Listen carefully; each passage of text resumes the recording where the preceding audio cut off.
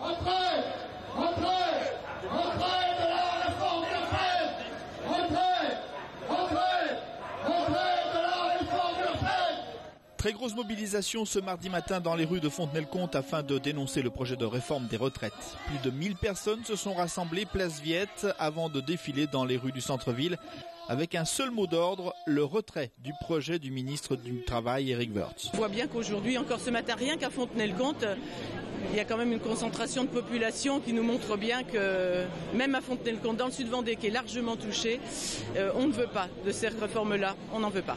La pénibilité du travail après 60 ans, selon les corps de métier, est incompatible avec cette réforme, pouvait-on entendre de toutes parts ce matin à Fontenay-le-Comte. On cotise déjà assez longtemps comme ça, et il est hors de question de reporter l'âge légal de la retraite. Vous voyez pas travailler jusqu'à 62, 65 ans? Non, c'est hors de question. Faites quoi comme profession? J'étais mécanicien, j'étais apprenti à 15 ans, donc il est hors de question que je bosse jusqu'à 62 ou 65 ans. Et le problème du financement des retraites est un faux problème, devaient expliquer les manifestants.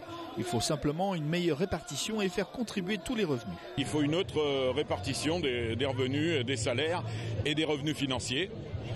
Puisqu'il ne faut pas oublier que pendant les 30 dernières années, les revenus financiers ont augmenté de 10%, alors que la part des salaires baissait, elle, de 10%. Si on supprime les niches fiscales actuellement qui tiennent quand même 30 milliards, on peut tout à fait rétablir la situation de la caisse de retraite. Cette journée nationale, rappelons-le, prenait une signification particulière puisque les députés entamaient ce même jour l'examen du texte sur cette réforme des retraites. Si le message n'est pas entendu, les organisateurs comptent bien ne pas en rester là. On a juste un gouvernement qui est sourd. Et il n'y a pas de lassitude, par contre il va falloir accélérer le mouvement. Parce qu'aujourd'hui, c'est pas un hasard, les députés vont discuter de cette loi. Donc il faut vraiment qu'ils prennent conscience que les citoyens français sont en colère.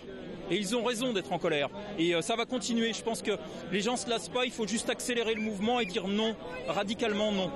Signalons que plusieurs dizaines de manifestants présents ce matin à Fontenay-le-Comte se sont déplacés ensuite dans l'après-midi pour défiler dans les rues du chef-lieu du département.